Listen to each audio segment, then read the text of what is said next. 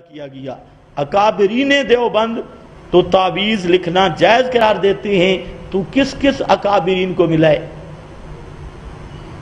یہ رکا لکھنے والا اکابرین دیوبند، کون اکابرین دیوبند؟ پہلے یہ متعین کر کہ اکابرین دیوبند کہتے کس کو ہے؟ تو جن کو اکابر کہتا ہے ماسٹر اکاڑوی تے شکور ترمزی تے ان کو میں نہیں مانتا۔ پہلے متعین کر کے اکابرین دیوبند ہیں کون، اور پھر تواتر سے ثابت کر کے انہوں نے تعویذ لکھے، تو اگلا حکم بعد میں ہوگا۔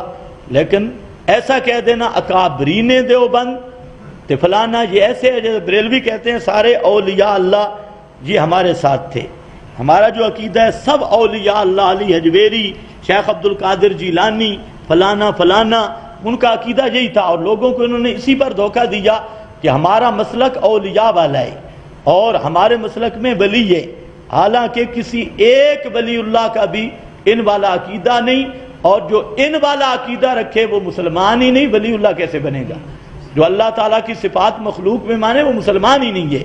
تو اسی طرح یہ جو ہماری للڑ برادری ہے، ان کے پاس نہ قرآن نہ حدیث کچھ بھی نہیں، اور پھر ایک لیبل لگا لیا اکابرین دیوبند، دنیا جہان کا جو جھوٹ بھی ہو اکابرین دیوبند۔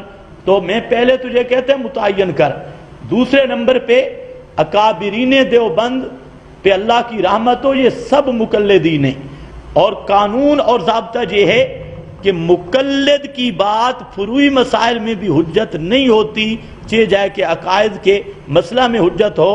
اگر تعویذ کا ثبوت دینا ہے، قرآن پاک کی کوئی آیت پیش کر جس میں تعویذ کے لکھنے کا جواز ہو، اگر قرآن سے نہیں ملتا رسول اللہ صلی اللہ علیہ وسلم کا عمل پیش کر کہ اللہ کے محبوب نے پوری زندگی کوئی ایک تعویذ لکھ کے دیا ہو۔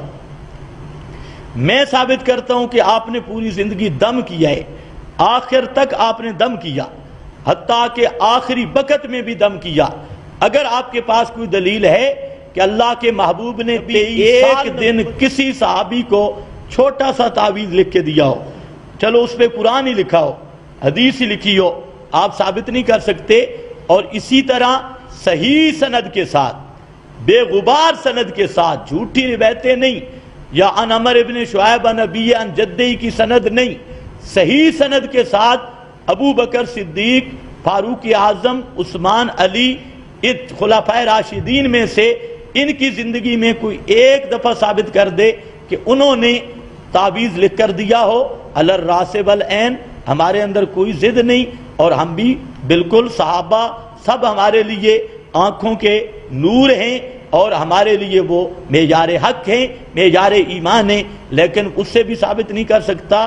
تیسرے نمبر پہ امام ابو حنیفہ نے کوئی تعویذ لکھ کے دیا ہو، چل پوری زندگی امام صاحب نے کوئی تعویذوں پر، کوئی عملیات پر لکھا ہے، پیش کر دو، میں امام صاحب کو بھی مانتا ہوں۔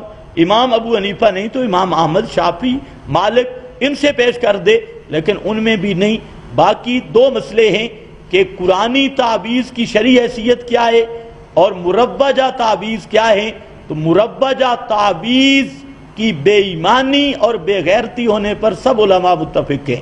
آج کل جیسے یہ دکاندار بیٹھے ہیں، انہوں نے دکانداری بنائی ہے، اصل شرک کا ذریعہ ان کی دکانداری ہے، اور پھر دعویٰ کرتے ہیں۔ پھر عوام کا یہ بات بھی سمجھ لیں، اصل مسئلہ ہے عقیدہ تاثیر کا، عقیدہ تاثیر۔ مثلاً یہ بزرگ بیٹھے ہیں، داڑھی ان کی بھی سفید ہے، ان کے پاس کوئی نہیں آتا تعویذ لکھانے، قرآن ہی لکھ کے دینا ہے نا۔ اور پیر اقبال کے پاس ساری زنانیاں بھی پہنچ جاتی ہیں، پیر عزیز الرحمان کے ارد گرد ساری زنانیاں ہوتی ہیں، مرد بھی ہوتے ہیں، جی تعویذ پیر صاحب دے دو۔ اب وہ اگر قرآن میں اثر مانتا ہے تو ادھر کیوں گیا خربوزے کربوزے؟ یہاں اتنے طالب علم بیٹھے، کسی کو کہے نا آیت لکھ کے دے، اب وہ قرآن کی تاثیر کا بہانہ بنا کے اصل مؤثر پیر کو سمجھ رہا ہے، اور جس کا عقیدہ ہے کہ اس پیر کے تعویذ اس کے ہاتھ میں اثر ہے، وہ آدمی ایسا مشرک ہے جیسے ابو جہل مشرک تھا، جو غیر میں تاثیر کا قائل ہے۔ تو اس لیے کم از کم درجہ یہ ہے کہ یہ ذریعہ شرک ہے۔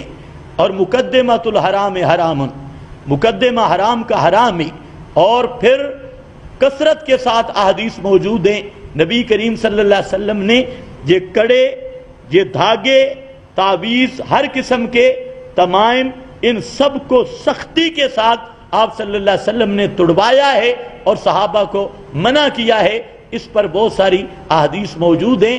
تو بہرحال دلیل ہے کتاب اللہ یا سنت محمد مصطفیٰ، اور اس کا فہم ہے نبی کے صحابہ.